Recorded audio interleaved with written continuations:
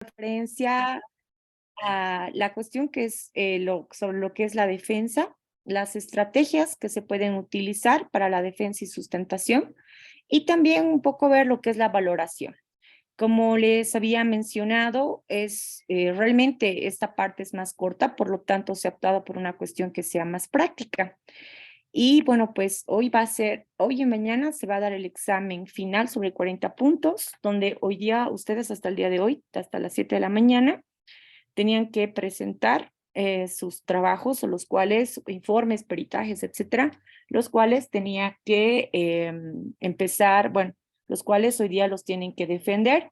Para eso ya he creado una sala pequeña, entonces yo les voy a ir mandando los nombres de las personas que van a ir ingresando. La compañera María Isabel Zapata es la primera que quiere ingresar. Entonces, las personas que van a ingresar posterior a concluir esta parte, terminamos hasta las 9:30 y el día de mañana concluimos, ¿ok?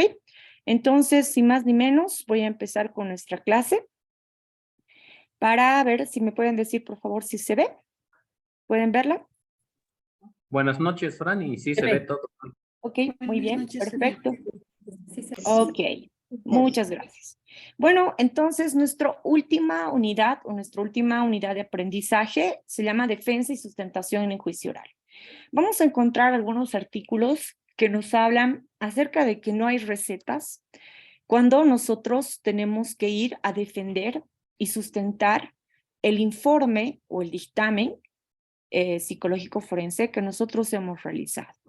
Puede ser en muchos casos, como en el ámbito de familia o de niñez y adolescencia, en las que se presenta, el equipo multidisciplinario presenta, y no hay esa necesidad de que se convoque a una audiencia para que se puedan aclarar los resultados que se han obtenido de, por ejemplo, una evaluación en un caso de guarda, en un caso de suspensión, en caso de niñez, en un caso, bueno, en adolescentes en conflicto con la ley, pues sí, hay que ir a defenderlos, bueno, pero los equipos multidisciplinarios tienen esta su labor de hacer un seguimiento para los planes PYME, POSE, etcétera.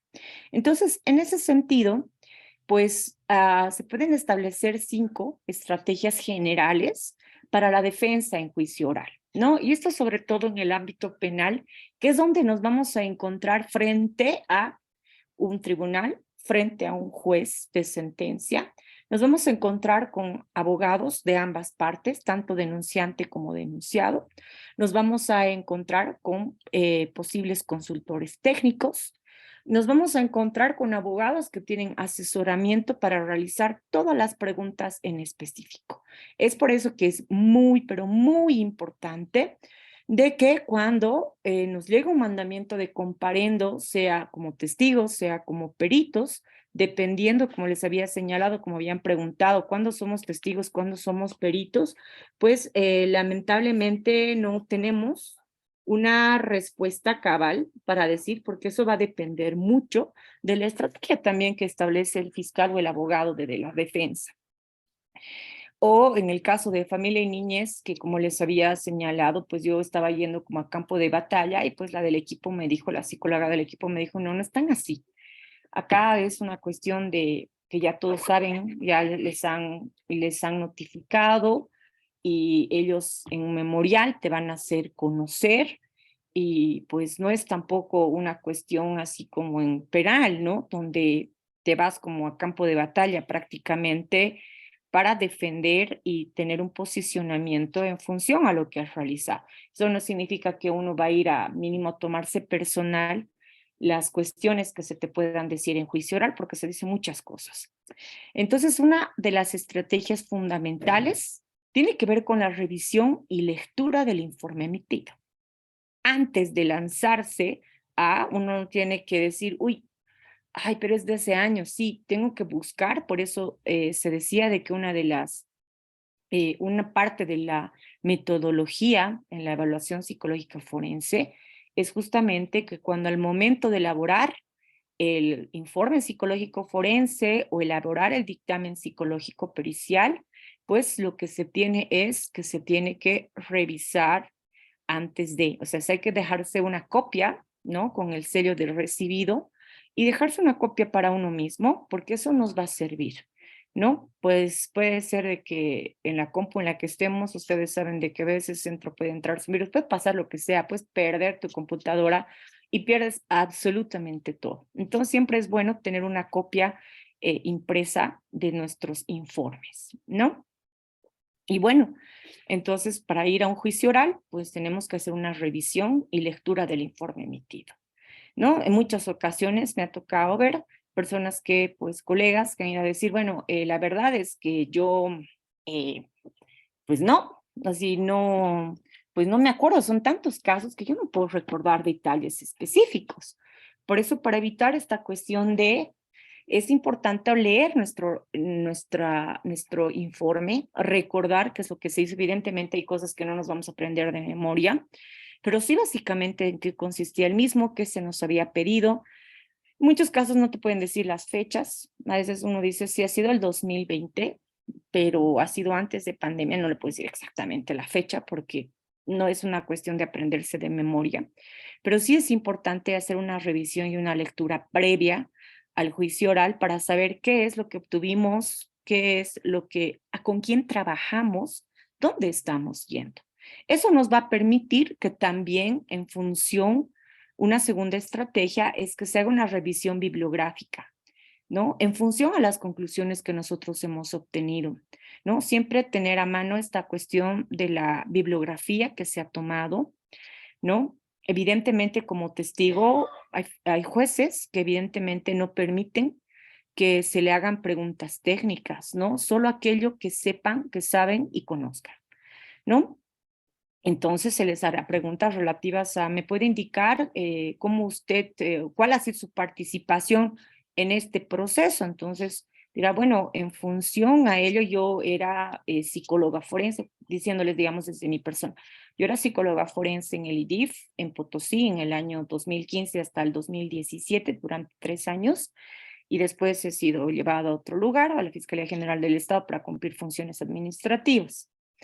Entonces, en esa época, pues mi persona estaba a cargo entre los primeros meses del año, del 2015, estaba encargada de la unidad de protección a víctimas y testigos.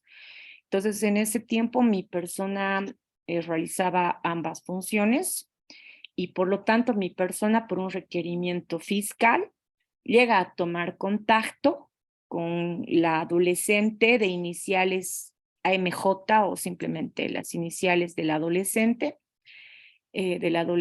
a quien se me pidió que se le haga una entrevista. Punto. ¿Qué tipo de entrevista usted ha aplicado? En función a la bibliografía que se tiene respecto al tipo de delito, que en ese caso, pues cuando se me ha solicitado, se había tipificado con el delito de violación. Por lo tanto, se ha tomado en función de la edad, que ya tiene 14 años, que en ese entonces tenía entre 13 y 14 años, se le ha aplicado la entrevista cognitiva modificada, ¿no? Que de acuerdo a la revisión bibliográfica de muchos autores, sobre todo Arce y Fariña, consideran que es el más adecuado para la aplicación de adolescentes que hayan sufrido algún tipo de situación de violencia para obtener la mayor cantidad de información. ¿Ha habido conclusiones en su trabajo? No, como simplemente se me ha solicitado una entrevista de acuerdo al formato que se tiene establecido desde la Dirección de Protección a Víctimas de la Fiscalía General.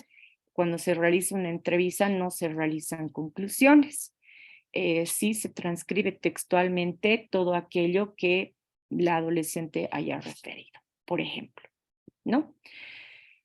Y es importante porque nosotros tenemos que hacer una revisión para luego sustentar, ¿no? ¿Por qué he aplicado esa entrevista y no otra, por ejemplo, ¿no? ¿Cuál es la diferencia entre una evaluación clínica y una evaluación psicológica forense? Entonces, pues ahí pues explicará y dirá, bueno, hay muchos autores que nos hablan sobre las diferencias, pero yo voy a tomar uno de los importantes, que es de Cheburúa y colaboradores, que nos hablan de un artículo donde refiere que hay una diferencia clara entre lo que va a ser una evaluación clínica y una forense. Entre los aspectos más fundamentales, y el primero es a quién está dirigido. La cuestión clínica tiene que ver con que está dirigido hacia el paciente. Es una demanda voluntaria, es una persona que busca ayuda para el bienestar psicológico, que ese es el fin último. En cambio, una evaluación en psicología forense, el fin último es dar una respuesta al sistema judicial para saber y conocer qué es lo que ha ocurrido. Por lo tanto, la demanda es involuntaria, es decir, que la persona pues no está predispuesta o no está con el sentido de yo quiero ir al psicólogo para contarle, ¿no? Porque en el 99.9% de los casos, las personas que llegan a este tipo de situaciones penales, sobre todo en el ámbito penal, desconocen cuáles las rutas o qué es lo que tienen que realizar dentro de un proceso. Por lo tanto, muchas de ellas, por mi experiencia, no sabían ni siquiera quién era un psicólogo. Entonces, por eso se dice que es una demanda involuntaria. Además de que la pues, evaluación forense aplica también el método científico, ¿no? Y somos escépticos, a diferencia de clínica, ¿no? Que en clínica no hay escepticidad, porque se establece, se cree y se considera que la persona quien viene a nuestro consultorio es porque es de una forma sincera, porque no se le está cuestionando. Pero en cambio en forense sí somos más escépticos, ¿no? Una cuestión así como les estoy dando, que no le estoy poniendo qué tipo de instrumentos, nada. Cuando nosotros vamos, por ejemplo, ya cuando nos hablan de la afectación psicológica, así como el compañero Eber nos decía, he buscado en bibliografía y les he pasado varios artículos, ahí pues ustedes podrán indicar y decir, ¿hay afectación? ¿Cómo entendemos la afectación? Que te pueden hacer un montón de preguntas. ¿Por qué se dan esos tres niveles? Entonces nosotros tenemos que manejar esta cuestión bibliográfica de saber de dónde proviene cada una de las cosas que nosotros estamos haciendo. ¿Por qué se aplican estos instrumentos, no? ¿Cuáles han sido las técnicas e instrumentos que usted ha utilizado? Han sido estos, como ha debido ver en mi informe, ¿no? A veces uno no se acuerda y dice, bueno, como informe debe ver, siempre hay una escala de estrés. En este caso, si mal no recuerdo, le he aplicado la SPSS de FOA, que tiene 2 partes. Y por la edad del adolescente le he aplicado un CDI y también le he aplicado una de ansiedad, que es el STAI-C, que es también para la edad, y le he tomado el autoconcepto de la F5. Esto por cuestiones de tomar en cuenta la bibliografía de Echeburúa, tomando otra vez más, porque este es uno de los autores más importantes y fundamentales que existen, ¿no? Con relación a todo lo que ha hecho el trabajo en víctimas de violencia, ¿no?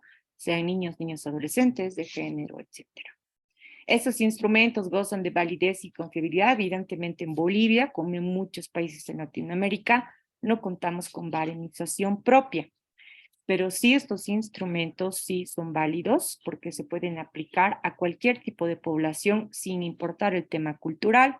Además que mi persona al tomar el primer contacto evidencia si la persona a quien voy a tomar conoce o desconoce, sabe leer, veo el grado de instrucción, veo si comprende o no comprende los ítems.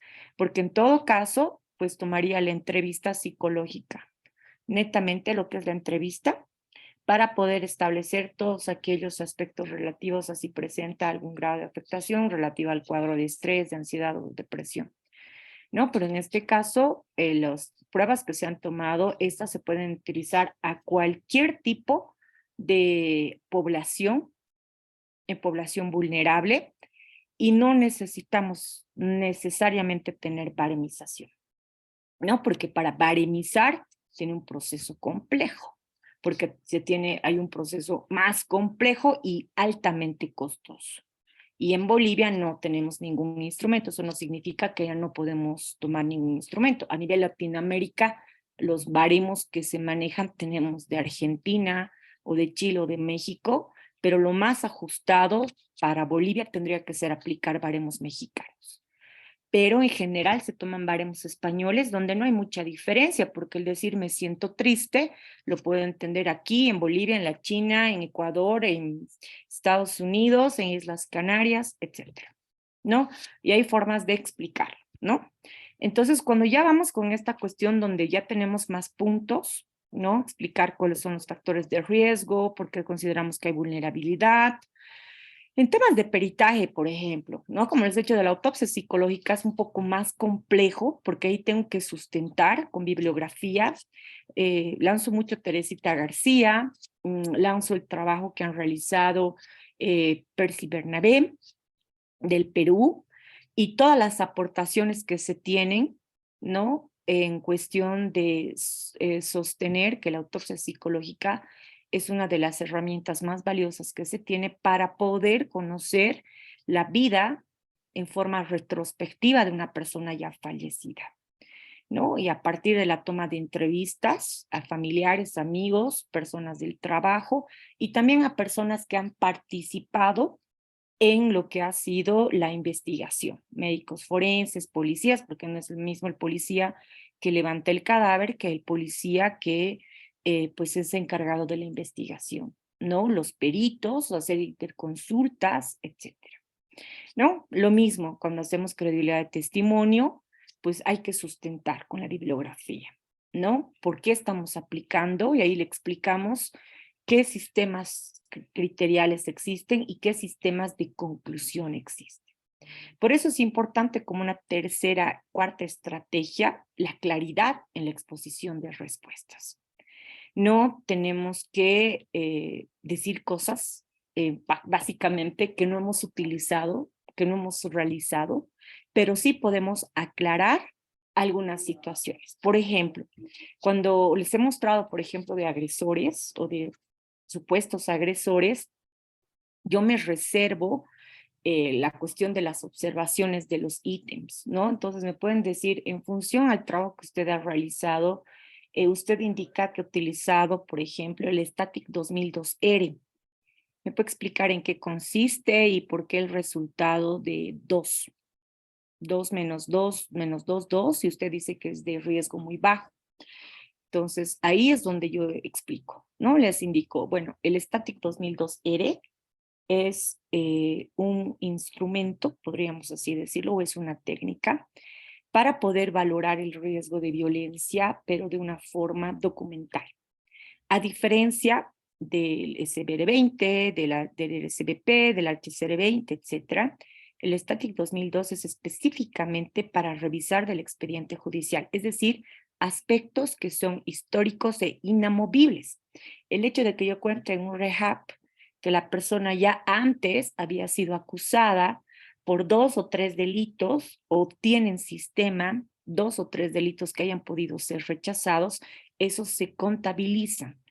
En el caso que la persona sean encausados o no encausados judicialmente, ¿no? Porque hay casos, por ejemplo, riñas en la calle donde la persona ha sido detenida y ha estado 8 horas y luego la han soltado por haberse peleado en la puerta de un boliche, no ha llegado a una cuestión de encauzamiento judicial. Entonces, pero sin embargo, eso se toma en cuenta, lo encausado y no encausado, como un ítem histórico en la vida de la persona. Entonces, cuando mi persona ha hecho las consultas correspondientes con el evaluado inicialmente y con los colaterales, ellos han indicado de que efectivamente la persona había sido detenida en una ocasión por una pelea que habían tenido fuera de un boliche, no por el tema de unos asientos, por echarse el trago, qué sé yo, así X y Z, no me estoy inventando en este momento. Entonces, de esa manera el static, como ahí se dice, son criterios estáticos, como su nombre lo indica, que está en inglés, y es de la versión 2002 revisada, ¿no? Porque hay el static 99 que ya ha dejado de tener uso y se ha llevado al 2002, ¿no? Si bien podrían decir, pero es de hace 20 años no va a modificarse el hecho de las conductas delictivas, ¿no? El hecho de decir si ha tenido o no ha tenido antecedentes judiciales, eso se puede hablar hace 10 años, hace 15 años, hace 5 años, hace 2 años, porque el instrumento no se modifica. Se han modificado pequeñas cosas para establecer el tipo de víctima. Por ejemplo, si me preguntarían la diferencia entre el 99 y el 2002, la diferencia es que en el 2002 se han establecido ítems de la víctima conocida, no conocida, familiar, no familiar, ¿no? Y entonces ahí yo, por ejemplo, me reservo para explicar. Cuando me dicen, ¿por qué en psicopatía usted ha puntuado 1 en impulsividad? Entonces ahí yo explico en función a lo obtenido, en función a determinados aspectos de su vida cotidiana donde sí se han mostrado rasgos de impulsividad, que el uno significa parcialmente presente, ¿no? Parcialmente presente o posiblemente presente, que es el uno, donde sí podríamos considerar que la persona sí en algunos momentos de su vida toma decisiones de forma impulsiva. Por ejemplo, esta y esta, ¿no? Entonces se exponen ahí las respuestas, ¿no? Por eso uno cuando cuando estamos en juicio oral tenemos que ser bien claros, porque a veces nos preguntan lo mismo, pero una cuestión distinta, ¿no? A veces te dicen, pero ¿qué pasaría si es que la persona no podría yo establecer en términos de probabilidad de qué pasaría si la persona, porque yo solamente me baso en el expediente y en la información que se tiene. Si es que habría otra información que usted posee, pues mi persona no la conoce y en todo caso, pues tendría que haberla hecho conocer previamente a mi peritaje, si es que lo hubiera hecho en juicio oral. Y si es que me preguntarían, ¿pero usted revisó esto? Sí, evidentemente he revisado. ¿Cuál es su opinión sobre tal prueba? Mi trabajo como psicóloga no es juzgar cada prueba porque eso le corresponde a un juez. Yo no puedo hacerme el papel de juez y decir qué opino de tal prueba, qué opino del relato de la supuesta víctima o cuál es mi posicionamiento. Eso sería hacer algo totalmente descabellado, ¿no? Y antiético. A quien le corresponderá valorar lo que considera de esa primera entrevista, pues lo hará un tribunal. Mi trabajo ha sido realizarle la pericia a la persona a quien está implicada, por lo tanto yo solo puedo responder en función de la persona implicada.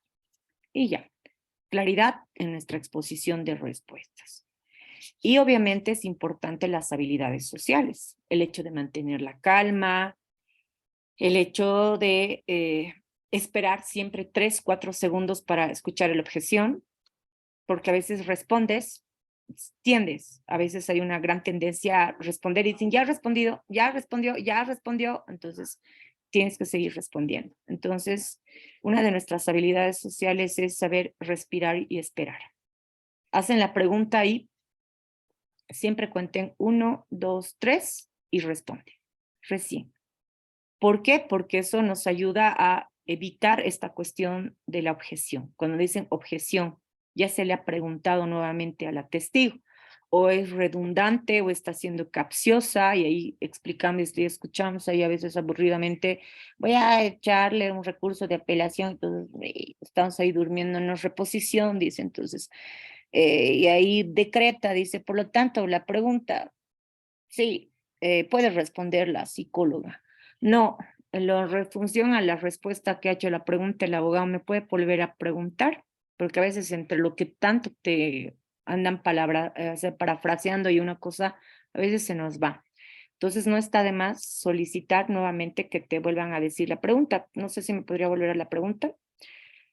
Ya. En función a lo que responde el señor, ha solicitado el señor abogado o el señor fiscal, lo que sea, se considera que no se ha considerado, bueno, se ha considerado que la persona no puede constituir un riesgo. Desde lo que es la psicología forense, hace 20 años el término de peligrosidad y reincidencia en la psicología no es tomada como parámetros de evaluación, ¿no? Son términos jurídicos, peligrosidad y reincidencia.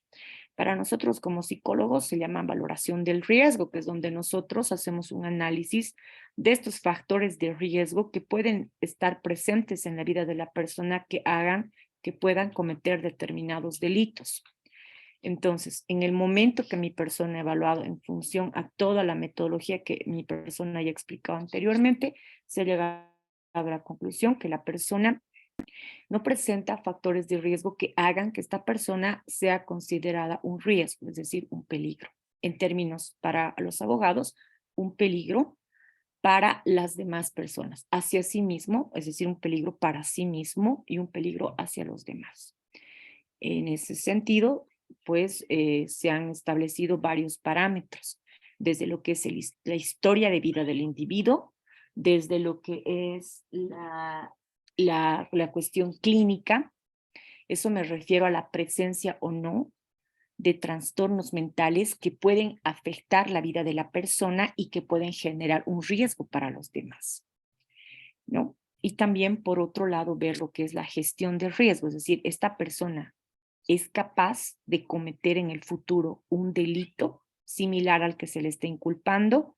No estoy diciendo que ella es culpable de este delito, ojo, sino de otros delitos que no pueden ser necesariamente sexuales o de violencia, sino otro tipo de delitos, y en función a la información de la gestión de riesgo, la persona no tiene factores de riesgo, más al contrario, tiene factores de protección que hacen posible que la persona no se constituya un riesgo, ¿no? No se constituya un riesgo y pues es muy poco probable, por eso es el riesgo bajo, no existe el riesgo nulo. Nulo, ¿por qué? Porque cualquier persona en cualquier situación, incluso involuntaria, podemos incluso lesionar a una persona. Por ejemplo, yo abro la puerta y no me doy cuenta que mi hijo está detrás y lo puedo lesionar, y esos son delitos, son lesiones leves, pero ahí va en función a la voluntariedad, la hazaña y otros aspectos dolosos y demás cuestiones, ¿no? Pero en este caso, el riesgo siempre son 3 niveles: bajo, medio y alto. No se puede establecer nulo. O sea, es como decir que el mundo es perfecto. Nadie es perfecto, incluso hasta cualquiera de aquí de nosotros que está aquí puede cometer un delito. Una vez en un juicio les comento, dicho sea de paso, que me picaba mucho, pues estaba yo así hablando y el fiscal me interrumpía, ¿no? Porque a veces no les gusta cuando estás exponiendo tus ideas que le des más datitos, digamos, entonces quiere cortar. Entonces, por favor, me deja terminar habilidades sociales. Por favor, no sé si me puede permitir dejar terminar la oración. Es que está diciendo cosas, a veces no, está diciendo cosas que no se le han preguntado. No, me está preguntando, yo tengo la obligación de responder, porque si en ese caso usted considera que todos son psicólogos y que todos conocen en la sala, pues entonces estaría yo aquí de más. Y no sé por qué se me estaría preguntando si todos entienden perfectamente el peritaje, ¿no? La plumeada no fue para mí, fue para el fiscal, porque me interrumpía. Y era lo lógico, porque se supone que si eres perito, eres psicólogo, o estás como testigo, se supone que es porque tienes un conocimiento que no tiene el resto, por lo tanto, tienes esa posibilidad de aclarar. No hay otros, dependiendo jueces, que te dicen al punto, pero no hay una cuestión de sí y no en psicología. Entonces, cuando me preguntan generalmente del riesgo alto, medio, bajo, me dicen del nulo, les digo no. Y incluso en un caso este que le estaba comentando, que el fiscal ahí me picaba y me picaba, le dije, es como, por ejemplo, el fiscal, el abogado, aquí el juez, cualquiera, puede ser pasible de que le ofrezcan plata y él la reciba, y eso es un hecho de corrupción. Entonces, eso puede ocurrir. El hecho de pasar un billete falso es un delito. A veces uno ni siquiera se da cuenta que el billete había sido falso y en el banco le dice, señor, le estoy agujereando, tiene que llenar esta planilla.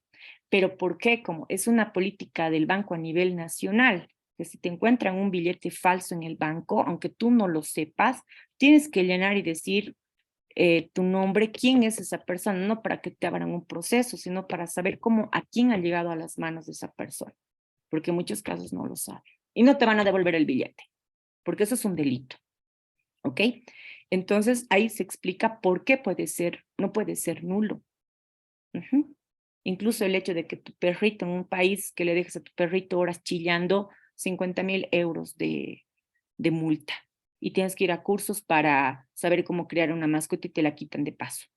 O sea que hasta con el tema de los perritos tienen más derechos, ¿no? Entonces, en ese sentido, pues tenemos que saber maniobrar y también saber de una u otra manera, eso es la cuestión de las habilidades sociales, ¿no? Las técnicas que tengamos para poder expresarnos, que tienen que ser de la forma más correcta, ¿ok?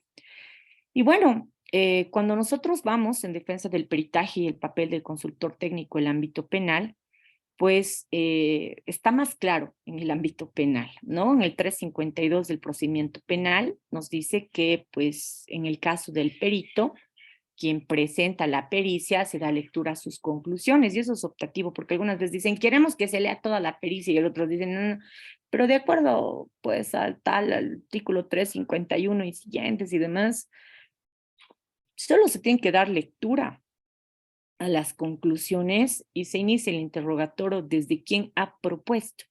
Y a veces una estrategia, por ejemplo, del fiscal, uno nuevito, que no se leyó, o sea, que estaba recién entrando a ese juicio, porque antes estaba otro fiscal. Entonces, lo que primero, o sea, en vez de darle la juez a quien ha propuesto, que tendría en este caso que ser el acusado, la defensa técnica, le pasa al fiscal. Entonces, el fiscal, lo primero que me ha dicho, licenciada, ¿me puede explicar toda la pericia y los puntos de pericia y sus conclusiones? Claro, así ya yo le he explicado ahí todo para que él ya sobre la marcha pueda, y eso es una estrategia buena que ha hecho el fiscal, porque obviamente estaba como que recién enterándose de que en la audiencia de hoy iba a ir un perito.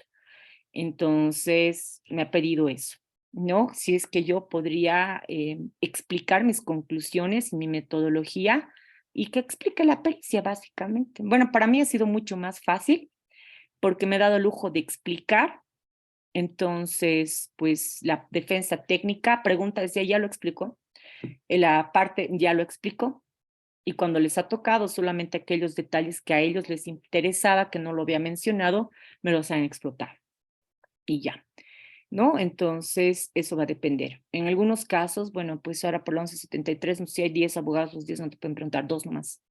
Entonces, porque tampoco pueden tenerte mucho tiempo, pero dependerá, ¿no? Hay las testificales, algunas colegas me decían, he ido a mi testifical y no ha terminado y para el día siguiente voy a continuar, pero ¿qué? Sí, es que dice que tienen que preguntar más cosas.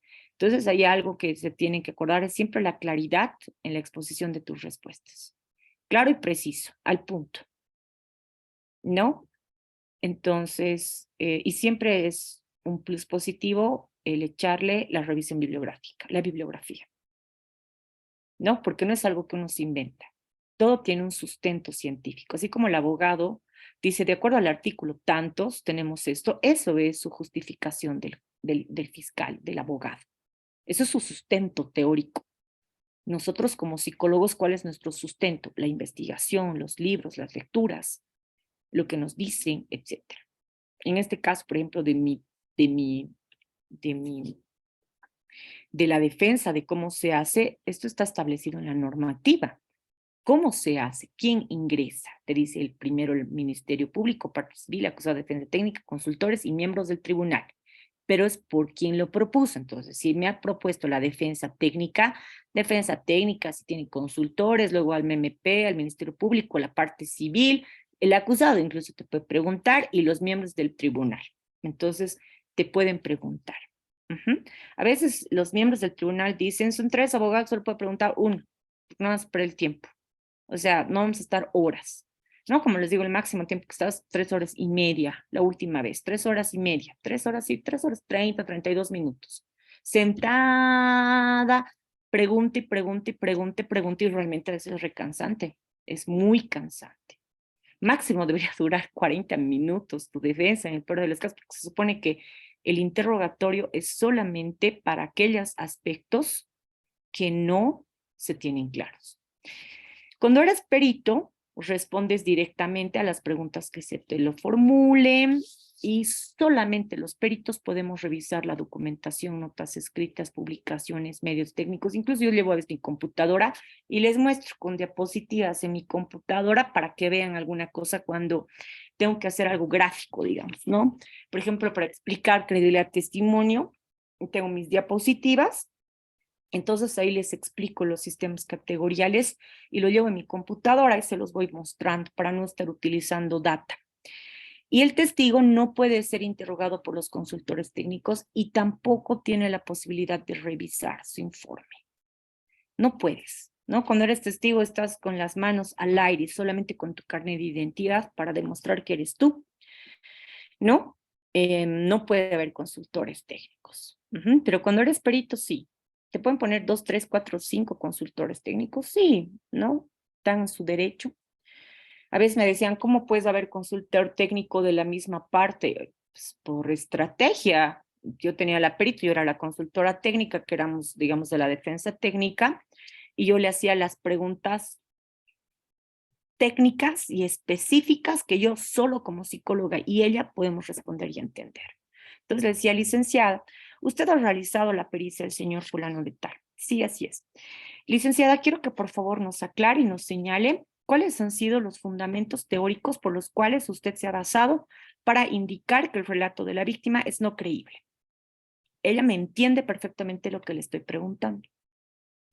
A partir de la metodología que usted ha utilizado, usted podría indicarles a los señores miembros del tribunal por qué ha considerado que la persona a quien usted ha peritado tiene daño psicológico y explique qué es el estrés postraumático. Y bla, bla, bla, bla, bla, listo. En muchos casos yo doy de consultora técnica por parte de la defensa, de la parte civil, para preguntar a la perito del IDIF o la perito del IDCOP. ¿Para qué? Para realzar aquellos detalles que yo requiero que sean remarcados y que quizás el abogado los pase de largo. Entonces, muchas veces los abogados me dicen, mejor usted pregunte, que la licenciada va a preguntar absolutamente todo directamente a la psicóloga, porque entre psicólogos se entiende. Y el psicólogo no tiene que hablar en tecnicismo, porque no nos vamos a entender. Estamos con abogados. Entonces, ahí se le hacen las consultas pertinentes. No había un abogado que me dice, yo no entiendo por qué si está la perito de la defensa, cómo pues va a estar su propia consultora, porque queremos, pues es nuestra estrategia, déjenos. Si usted no se ha traído a su consultor técnico, ya pues es su problema, ¿no? Me dice, pero es la primera vez, pues siempre hay una primera vez para todo, ¿no? Y el abogado le decía, no nos pueden prohibir a tener nuestro perito y consultor, la consultora está propuesta, conocida desde el inicio, ha estado en todas las declaraciones de todos los psicólogos que han pasado por aquí, o sea, que eran peritos. Entonces yo puedo preguntar a 3, 4 peritos. No pasa absolutamente nada, siempre y cuando sean de psicología, ¿no? Peor si hay metaperitaje. Con más razón hay de consultora técnica metida, ¿no? Entonces, puedo estar, no hay ningún conflicto. Videocámara GESEL en el tribunal de sentencia han solicitado que esté una consultora técnica para hacer las preguntas. He estado yo, he visto. Cuando ha hecho la pericia en juicio, he estado yo, he visto. Cuando le han hecho ya la pericia, la acusado, bueno, sí he estado, pero ya, luego he estado presente. Cuando han hecho la metaperita, también he estado presente, pues. Ya soy propuesta desde el principio hasta el final. No es necesario que para cada actuado, para cada situación, me hagan jurar 2, 3 veces. Y el consultor técnico no necesita jurar, pero algunos sí te hacen jurar de que vas a ser buen consultor técnico. Entonces, puedes estar presente. ¿Ok? Y la valoración judicial. Pues la valoración judicial va a depender mucho. Nosotros podemos hacer una obra maestra de informe, de peritaje, pero la repercusión como medio de prueba no puede ser importante para un juez. Evidentemente, un peritaje, un informe es un medio de prueba dentro de un proceso, no es la prueba. A veces te dicen, es que si tú no vas, se pierde nuestro caso. No es así. Hay muchas otras personas que participan dentro del caso. Entonces, si es que soy la salvación, entonces no, ¿qué me está diciendo? O sea, que nunca han investigado nada, así solamente se quedaron con lo que hice. Yo sé que muchos de ustedes que han tenido la experiencia, pues, la única prueba es ustedes, digamos, su trabajo y la testifical.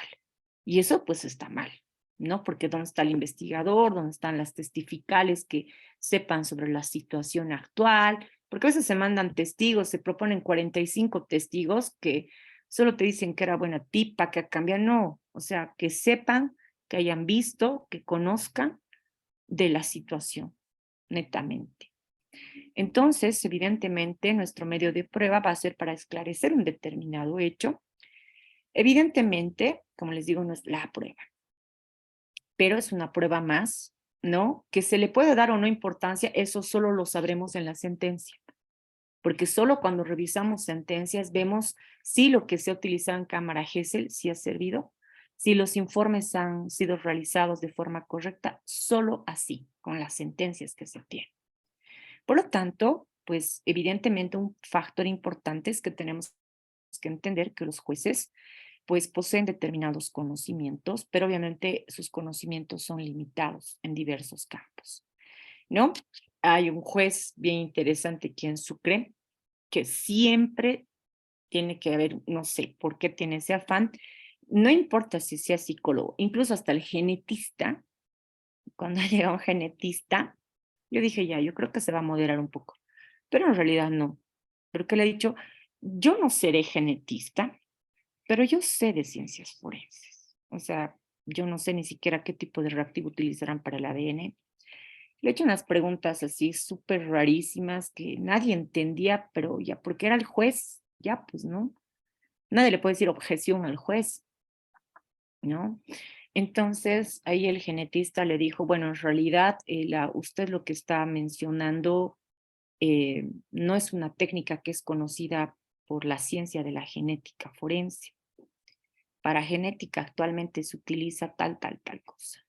¿No? O sea, es como que necesita siempre hacerles conocer que él sí sabe de todo, ¿no? A todos nos ha dado clases, ¿no? Yo también sé de medicina forense, la última vez que le acompañé a una colega, a una amiga.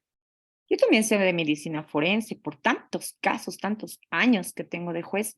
Ya uno sabe hasta los términos, pero yo no estoy de acuerdo con usted, o sea, mm, que él no esté de acuerdo lo dirá pues en su, pues en la sentencia, si es que no está de acuerdo, ¿no? Indicará pues ahí como indicará que no está de acuerdo, pues pondrá su propia valoración. Pero bueno, le gusta hacer eso, ¿no? Ya todo el mundo sabe que él es así. Entonces a esta amiga le dije, bueno, vas a estar con un juez que lo sabe todo. Entonces te va a decir seguro que también sabe de medicina forense, que es capo. Y entonces, pues, escúchalo, ¿no? Escúchalo y seguro que te va a decir una barrabasada como siempre. Entonces tú escúchalo y ahí, pues, bondadosamente le dices que no, que pues, no es como él piensa, pero de una forma bondadosa porque si no va a pensar que le estás faltando al respeto, ¿no?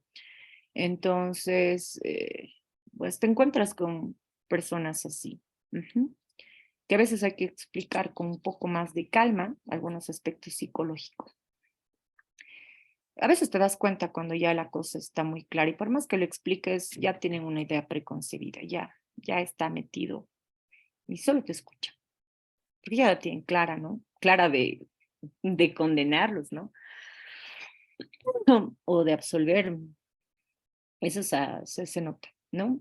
Por lo tanto, la valoración judicial va a ir siempre en función a que sea admitida o no como un medio de prueba, a que goce de las características esperables y al contenido de dicha pericia, ¿no? A veces te puede dar de bajón cuando te dicen, no, pues ni tomó en cuenta la prueba que hemos utilizado, pero eso ya lo valorará más adelante en apelación, un vocal o un magistrado en casación, ¿no? Por lo tanto, es importante siempre tomar en cuenta que hay diversas situaciones donde se espera que la defensa, nuestra defensa, aclare aspectos que generan duda o información ambigua o algo que no esté claro, ¿no? Algo que no esté claro.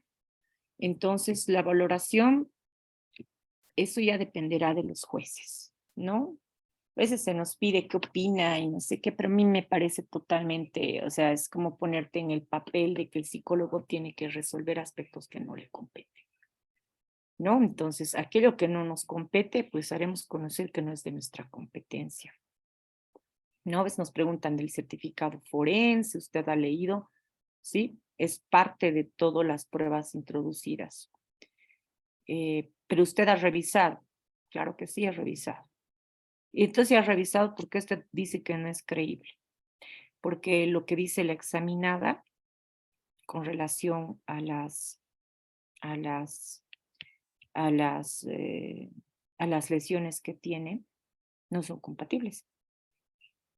Y segundo, cuando se ha hecho la pericia, el relato ha sido bien elaborado, porque ha intentado cambiar su relato inicial, ya en el relato de la pericia, lo ha intentado establecer, o sea, ha encajado a las lesiones que ella tenía de días atrás con un relato reciente, como que le hubiera pasado, lo ha encajado en su testimonio, algo que inicialmente no lo había hecho, ¿no? Porque ella declara inicialmente de esta manera y luego con lo que ha salido el médico forense ha modificado y ha tomado lesiones de antigua data porque no se hace verde, amarillo el primer día, ¿no? Eso sabemos todo, ¿no? Por la coloración. No es que hoy día te golpeas en la mañana rojito y ya en la tarde se está perdiendo, no, eso ya es de antigua data. Eso lo sabemos por cuestión mundial. Además, yo como perito tengo esta posibilidad de hacer interconsulta con otros profesionales para que me aclaren las dudas, porque yo no sé medicina forense, entonces lo consulto a un médico forense y me indica estas situaciones. Y en todo caso, consideran que es importante, ahí pues ya el juez puede solicitar que un médico forense aclare si es que en su momento no se ha aclarado las lesiones. Pero lo que ella indica no es compatible ni siquiera con lo que le ha indicado al médico forense, porque hay una parte que dice, a referencia de la víctima, indica que habría sufrido violencia física a partir de que habría sido agarrada de la parte del pecho y golpeada en la frente. Y ya cuando veo en cámara Gesell, pues ella dice que le ha agarrado del brazo y le ha golpeado en una esquina de la cabeza, donde cabalmente tiene las lesiones en el certificado médico forense. Entonces, si te agarran de tu brazo, por lógica no va a ser un punto, van a ser por lo menos 2 o 3 porque te está jalando para empujarte. Entonces, yo no sé cómo ella podría haber filmado y ser golpeada al mismo tiempo. O sea, si hubiera visto que el celular vuela o algo, o sea, no puede ser golpeada y seguir filmando de la supuesta persona que te estaba agrediendo físicamente. Esa es una cuestión de que no hay consistencia con las leyes científicas o de la naturaleza, por ejemplo, ¿no?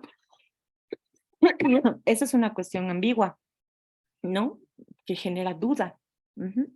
Entonces ahí ya se explica el porqué de estas circunstancias, ¿ok?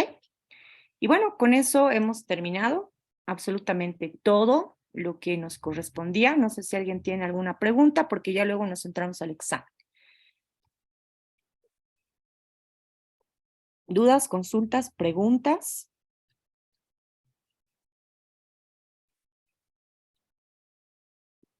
¿Ninguna?